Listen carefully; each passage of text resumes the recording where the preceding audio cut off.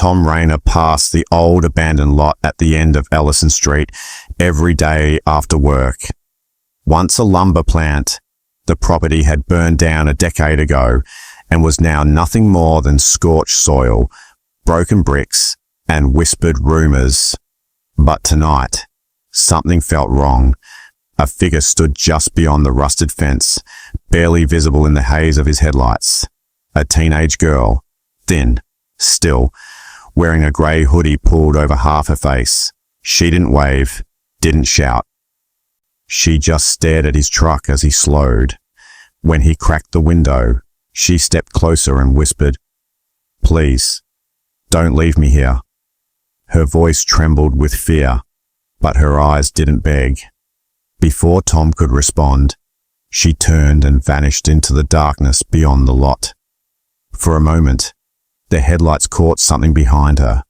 Another figure, taller, motionless, watching. Tom wasn't sure if he saw it or sensed it. That night, he couldn't sleep. Her words echoed in his mind like a warning left too late. "Don't leave me here." It wasn't a plea for food or shelter. It was a cry to be removed from something worse. Her eyes hadn't pleaded, they had commanded, as if she knew Tom would be the only one who might listen. The next morning, driven by a pressure he couldn't name, he returned to the lot with a flashlight and a pocket knife. No sign of her, no tracks in the dust, just one thing out of place. A handkerchief, wedged between two crumbled bricks, stained with dried blood. Tom picked it up with care. This wasn't just some runaway. Someone was hurt. Or worse, someone was hiding something. He brought the handkerchief home and placed it on his kitchen table, like evidence from a crime no one else would investigate. He didn't call the police, not because he didn't trust them, but because he knew they wouldn't care. He'd worked in the system once. He knew how things slipped through the cracks. That night, as he stepped out to take the trash, he felt it again, that sensation of being watched, but not from the alley or the bushes, from above. A dark window across the street in a building no one had lived in since it burned in 2016. His porch light flickered, went out. When it came back on, the handkerchief was gone. The next night, Tom parked in the same place, turned off his engine, waited. Light rain tapped across his windshield. At 9:47, the girl appeared again, standing, drenched, silent. She didn't approach the truck. She just stood, watching. Then a sound behind her, a sharp, heavy breath. Tom reached for the switch and flicked on the high beams. She vanished instantly, but something else remained.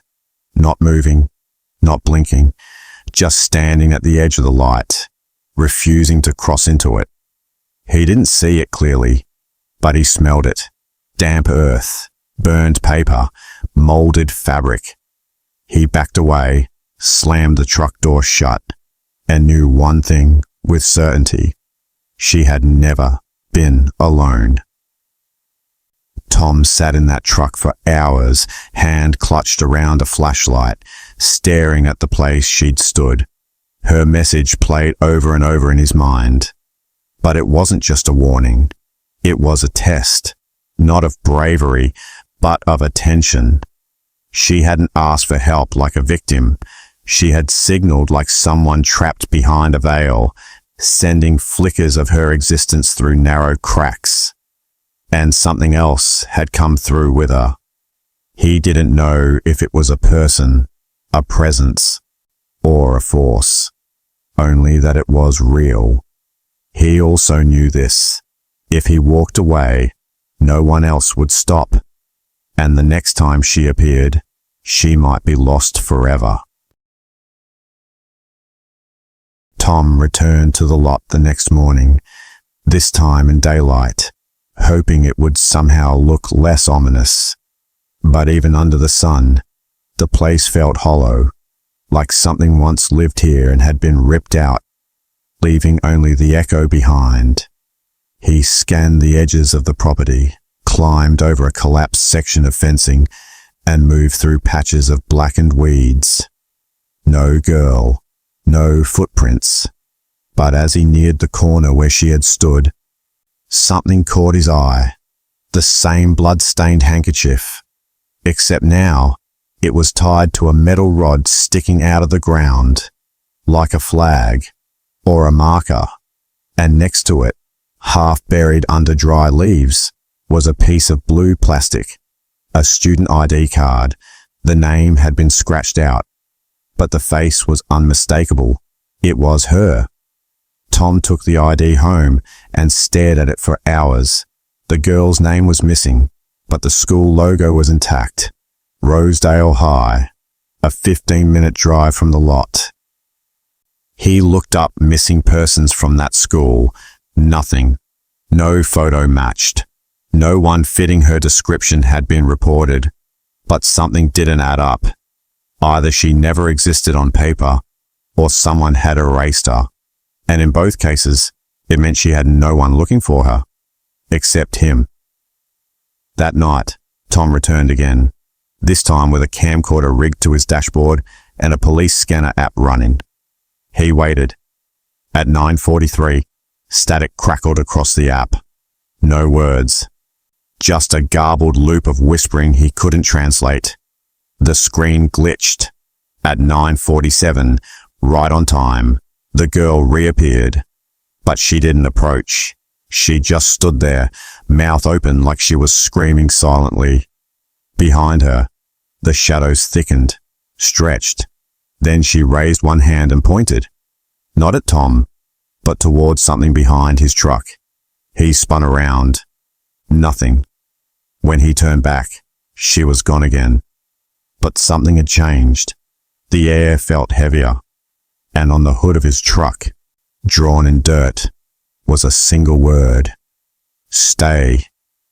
Tom knew he was being warned, but was the message from her, or from whatever else was with her? The following morning, he drove to Rosedale High.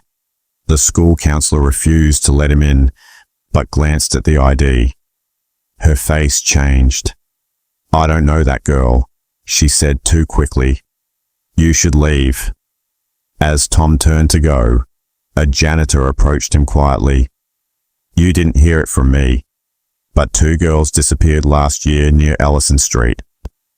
We weren't supposed to say anything, but one of them used to sit outside school with that exact hoodie. He pointed to the ID. Everyone forgot her name, like it was erased. Tom realized something deeper was at play. This wasn't just about a runaway. Someone, or something, was making people forget. And whoever that girl was, she wasn't meant to be remembered. Back at home, Tom examined the ID under UV light. Something glowed faintly at the bottom edge, handwritten with invisible ink. A name. Barely legible. Ava M. His heart pounded. She had tried to preserve her identity in the only way she could. Hidden, quiet, barely surviving. He now had a name, a trace, but also a responsibility, because he wasn't the only one who had seen her. Something else had.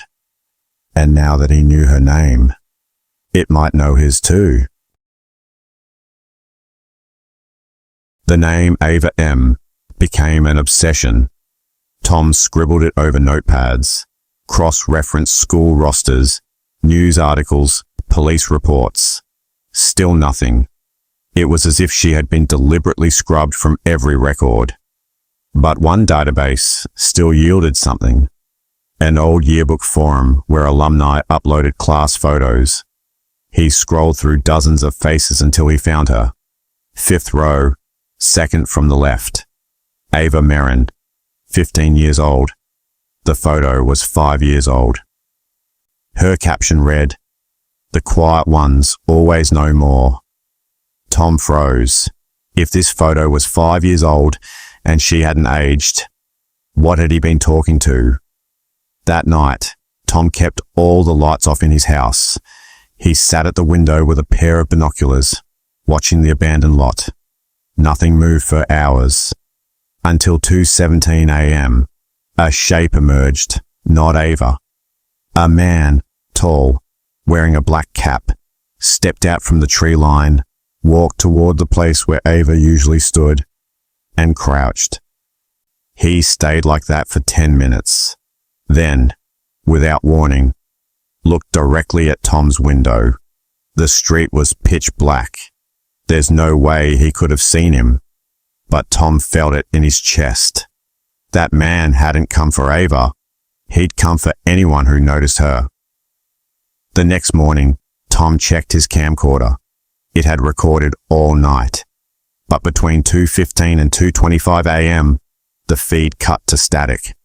When it returned, the windshield was covered in mud, as if someone had thrown it from above. He checked the street. No mud anywhere. Then, tucked under the wiper blade, a strip of Polaroid film. It showed a blurry image. Ava, standing under a tree, her face blurred, arms bound, and in the far background, Tom's house. The implication was clear. They knew where he lived. And now, they were letting him know that he knew too much. Shaken but determined, Tom visited the local archives and pulled fire department records from the plant explosion 10 years ago. A name popped up in the report. Merrin, Caleb, employee. No relation was listed, but Tom dug deeper and found a death certificate with no body recovered. Next to it, a sealed juvenile file for Ava Merrin. She had been placed in state custody, and then the record stopped. No release, no transfer, just a void. Tom's breath caught. Someone had hidden her, then buried the trail. Maybe to protect her, maybe to forget her. But whatever the reason, she wasn't supposed to exist. And now she was resurfacing at the same place her father had died. That night, Tom left a flashlight, a first aid kit, and a notepad at the spot where Ava usually appeared. He scribbled, "Ava, I'm listening. Tell me what you need." Then he waited. The shadows danced. The wind shifted. Hours passed. Nothing. But in the morning, the notepad was gone, replaced by a torn page from a school binder. Only one sentence, written in red ink. "Don't try to save me. Save the others." Beneath it was a crude sketch, a circle of 6 figures, one shaded darker than the rest.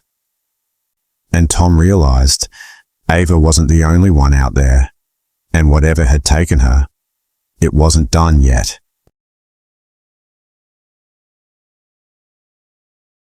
Tom took the torn sketch and pinned it beside his wall map. 6 figures, one darker. Were they other victims? Or something worse? He marked the abandoned lot as the center, then traced a 1-mile radius. Within that circle were 3 closed schools, 1 juvenile shelter, and the remains of the burned plant. He pulled all public missing persons cases from the last 10 years in the area. Most had been resolved, but 4 names stood out, teenagers between 13 and 17. All disappeared within walking distance of Ellison Street. 2 had been labeled as runaways. The other 2, no foul play suspected. There were no search warrants, no suspects, just quiet disappearances. All 4 cases were closed in under 72 hours. The more Tom dug, the more he realized something chilling. This wasn't neglect. This was suppression. He visited the mother of one of the missing teens, pretending to be a reporter. Her name was Lorna Vex. Her eyes were hollow, her voice flat.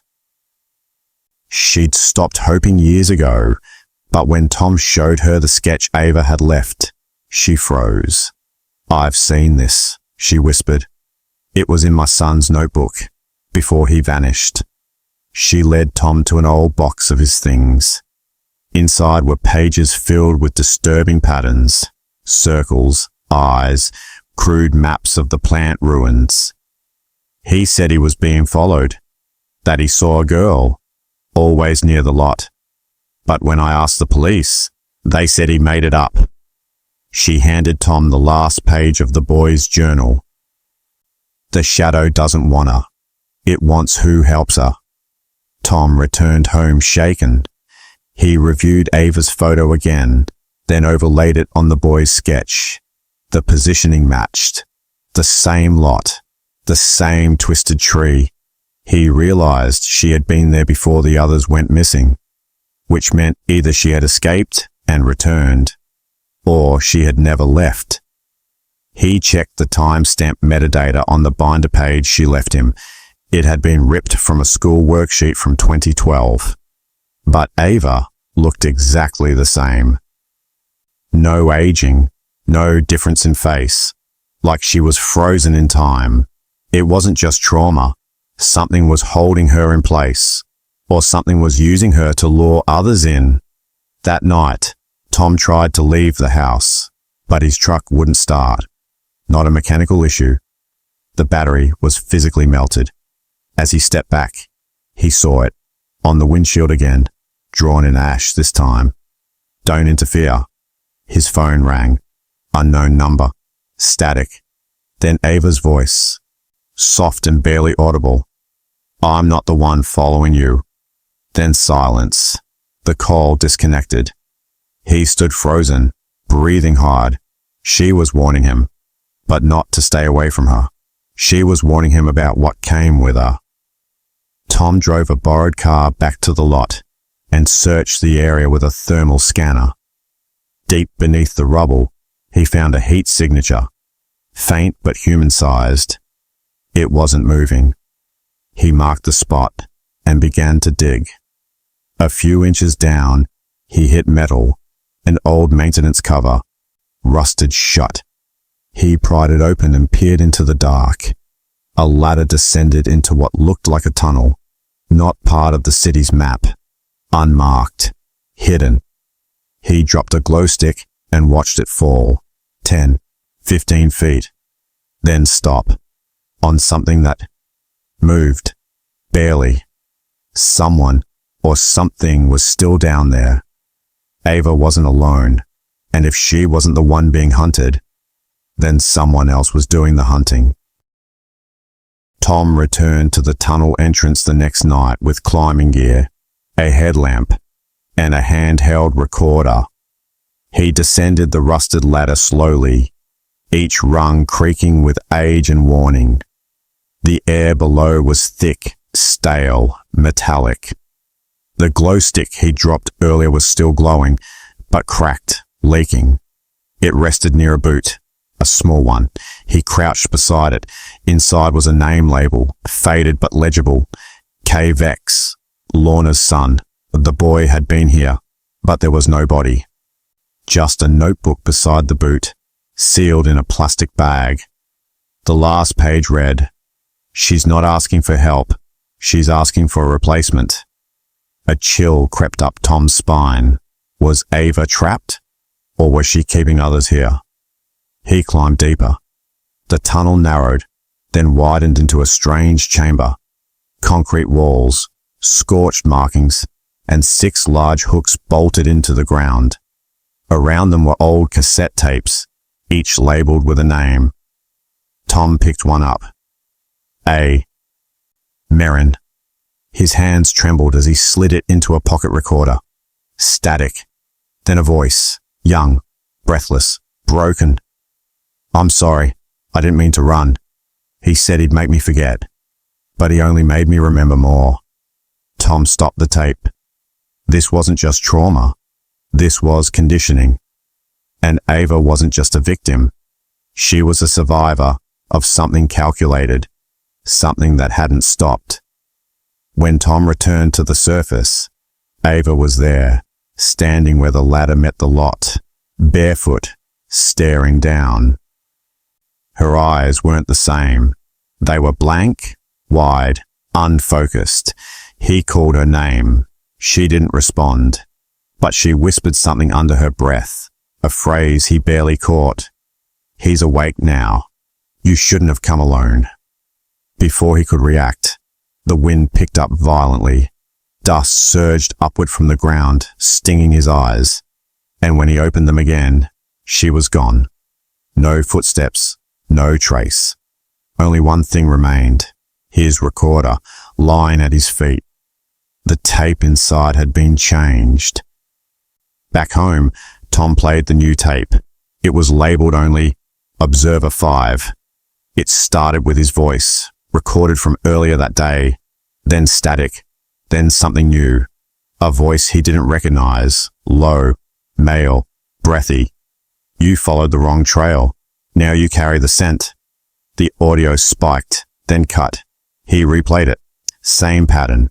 Somehow, someone, or something, was using his own recordings to track him, to mimic him. He checked his camera feeds. At 2:17 a.m., his hallway camera caught a figure standing outside his bedroom door for exactly 9 seconds. The timestamp read, "Live Ava Merrin." But Ava wasn't in his house, at least not anymore. Panicked but composed, Tom called Manuel, a retired city engineer he once worked with. "I need a floor plan, something underground, something they buried." Manuel hesitated, then agreed to meet. At the diner, he handed Tom a folded blueprint. It used to be a testing site. Early behavior conditioning experiments, illegal, undocumented, shut down in 97, no official records. Tom opened the map. The tunnel beneath the lot wasn't the end. It connected to 4 other points, old storage units, sealed basements, and one active school gym, Rosedale High. Tom looked up. "That place still holds students." Manuel nodded grimly. "And maybe something else." Tom arrived at Rosedale High just before dusk. He watched from across the street as lights flickered on inside the gymnasium. Bright, controlled, too precise for a public school. He remembered what Manuel had said. Illegal behavior experiments, buried in plain sight. The map showed a trapdoor beneath the old locker room. He waited until midnight, scaled the fence, and broke in through the rear fire exit. Inside, the school was silent yet too clean. Not dusty, not abandoned, recently used. He followed the blueprint and pried open the wooden floor panel behind the lockers. Beneath was a rusted staircase spiraling into darkness. At the bottom, he found what he feared, and more.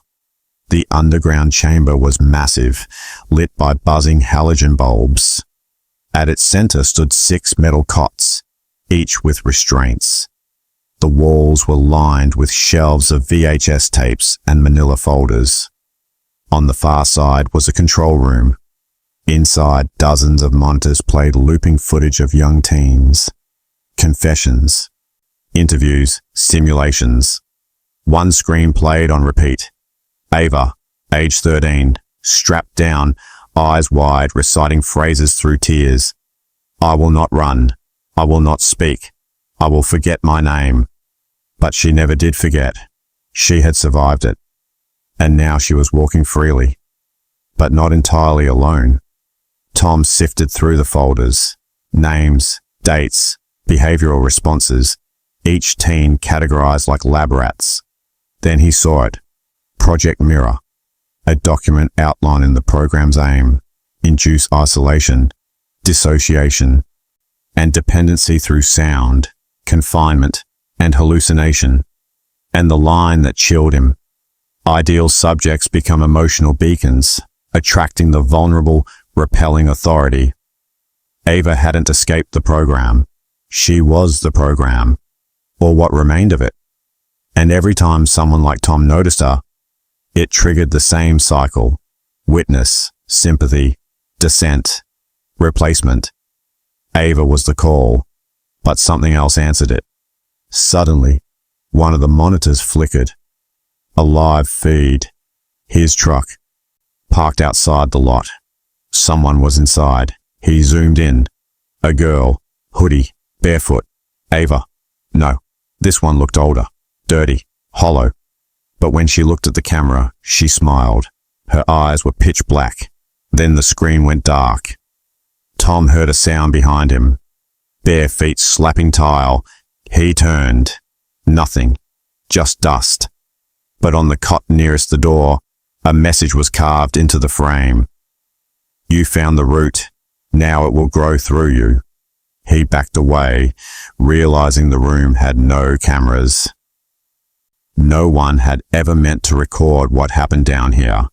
He exited fast, locking the trapdoor behind him.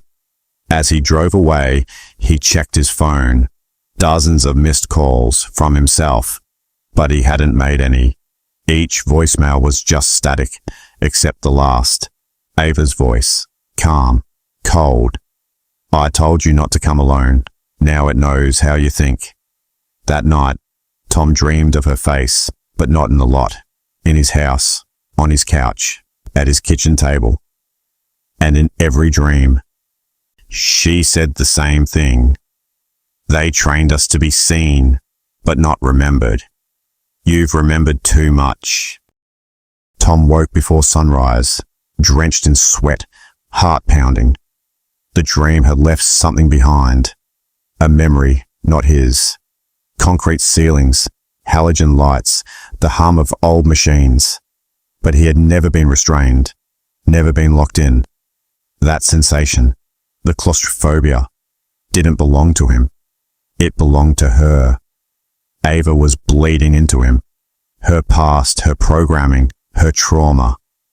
It was as if, by stepping into that underground room, he had unlocked the door, not just to secrets, but to the residue of her suffering.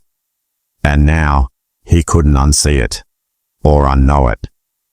Later that day, he returned to the lot one final time, not to chase, but to wait. He sat on the hood of his car, still as the broken trees, eyes fixed on the scorched soil. And then she came. Ava emerged silently from behind the burned fence, wearing the same hoodie, the same torn jeans, but her face had changed. She didn't look scared. She looked aware. You saw it, she said, voice calm.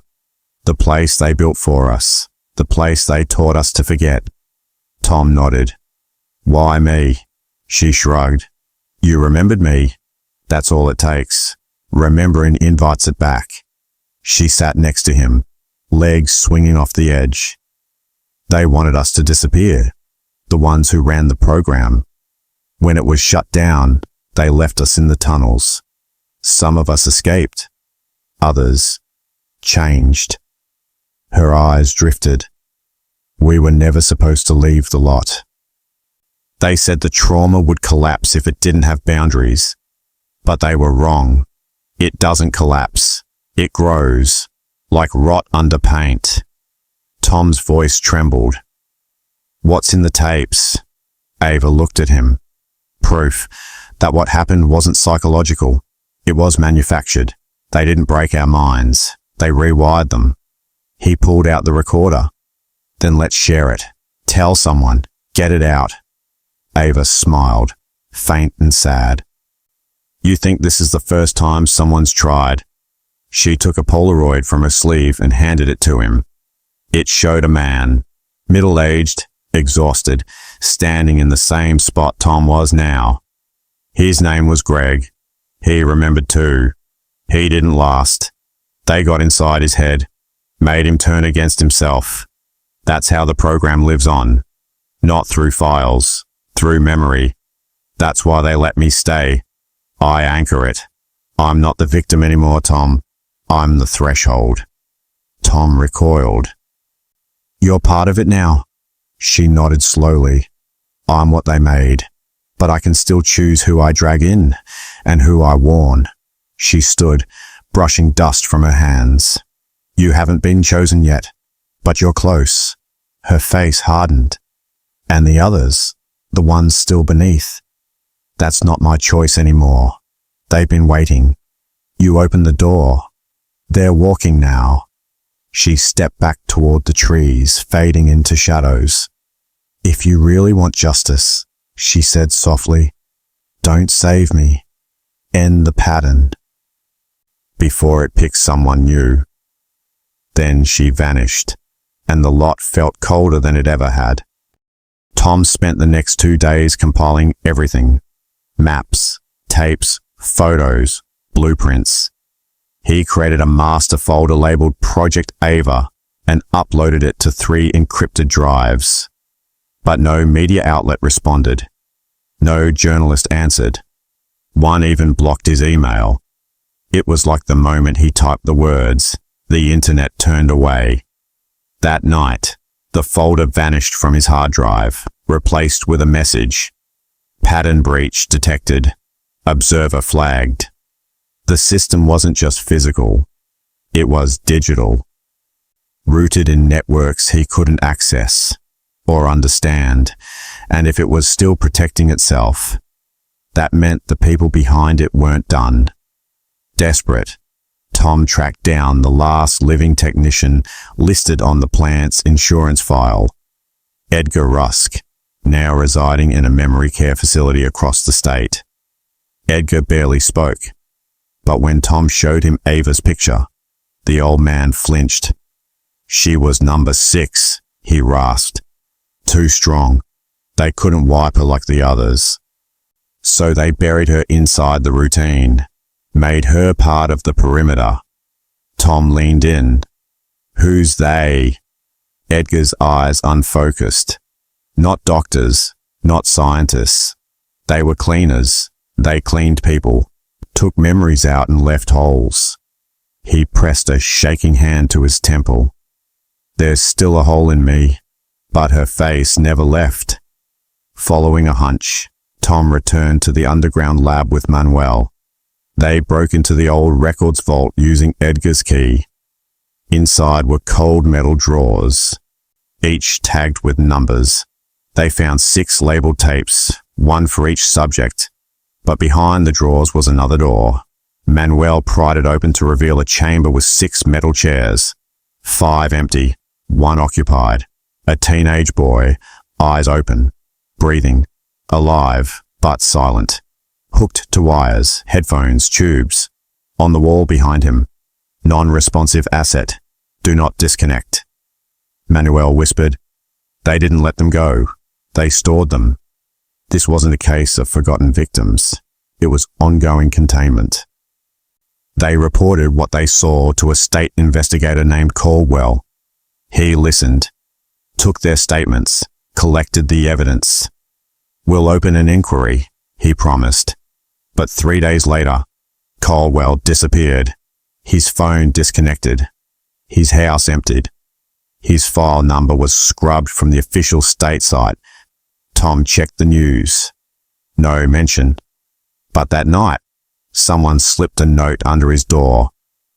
You were never interviewed. The system had overwritten reality. It didn't just erase people. It erased memory of process. And now, Tom wasn't just in danger. He was outside the rules completely. Back at home, Tom found a package on his porch. No label. Inside was a VHS tape, handwritten across the top. Subject 0, Ava. He hesitated, then pressed play. The footage was different. Not Ava strapped down, but standing in front of the camera, speaking freely. If you're watching this, they let you get close. That means they'll either use you or bury you. Decide fast. She leaned forward. They trained us to vanish in plain sight, but now we're awake, and some of us remember everything. Her voice dropped. The lot isn't cursed. It's calibrated. Every person who stops is data. You're part of it now, Tom. The screen turned black. His phone buzzed. A new message. You've reached 85% assimilation. Tom didn't sleep that night. He sat in front of the static screen television with the subject 0. Ava tape paused, her last frame staring directly at him. Her eyes weren't pleading. They were daring.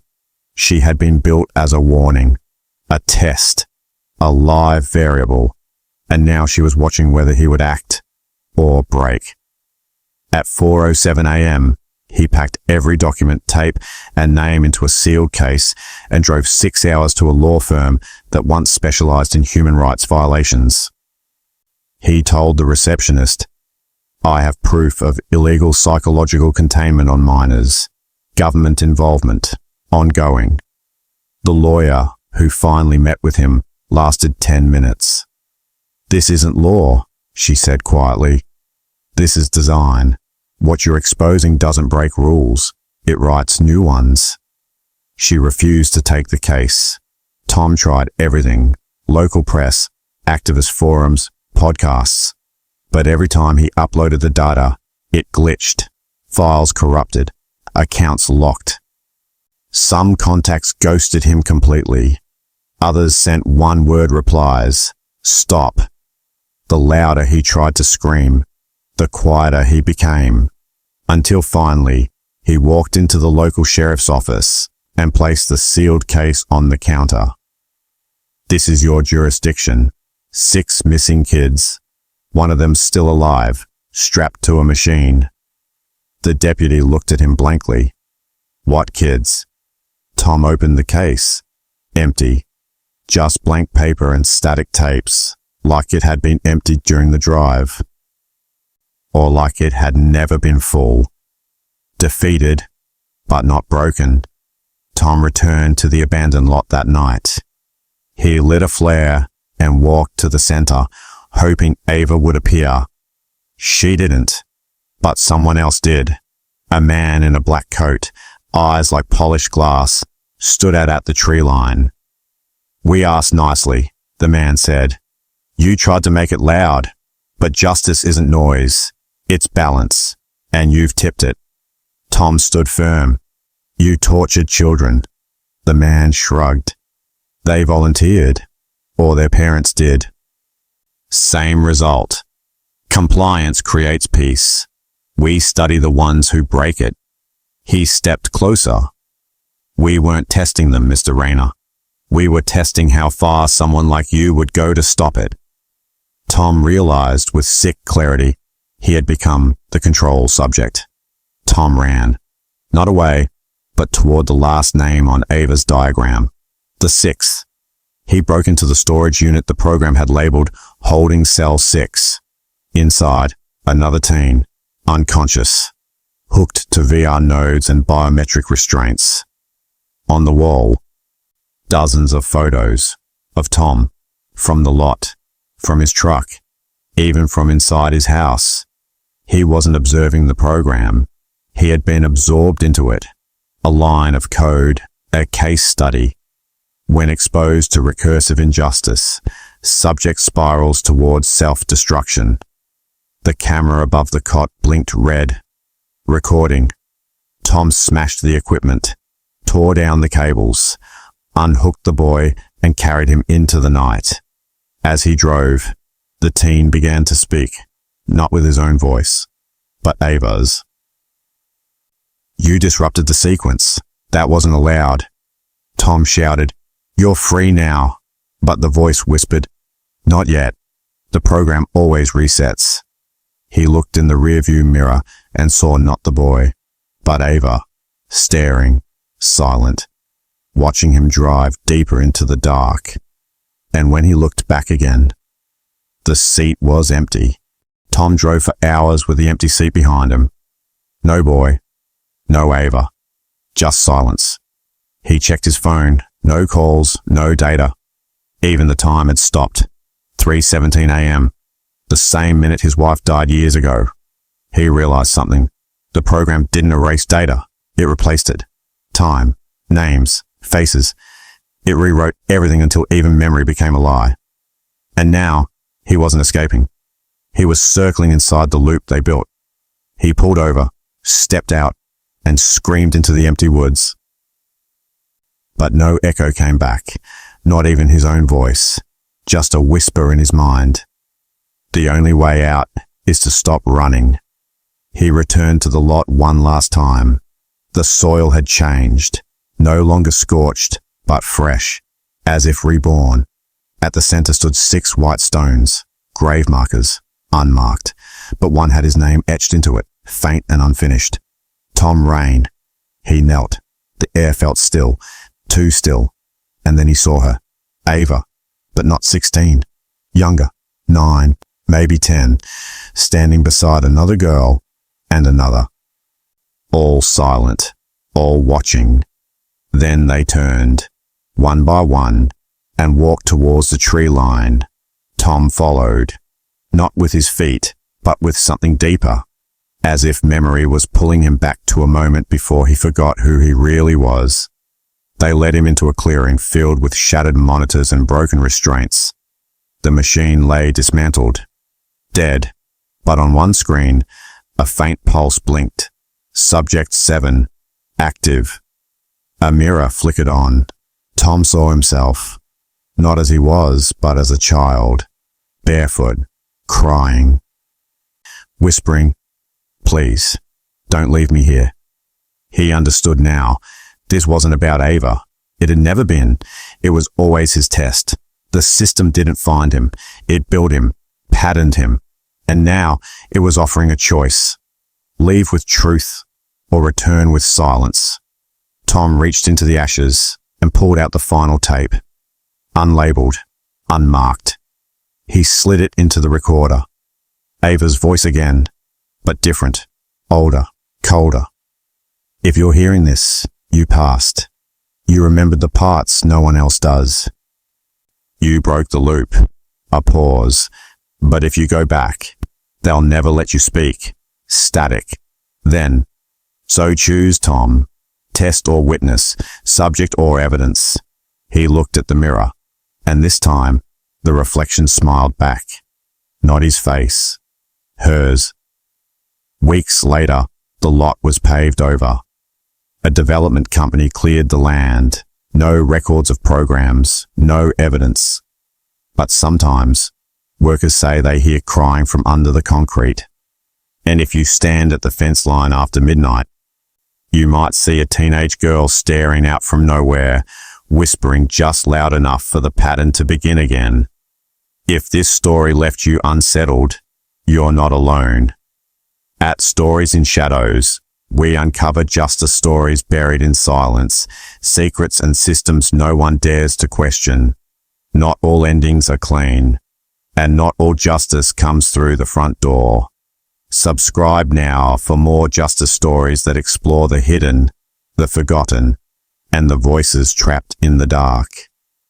Share this video if you believe some patterns were never meant to be broken quietly. And remember, if you see someone standing still in the dark, whispering without sound, they may not be waiting for help. They may be waiting for you.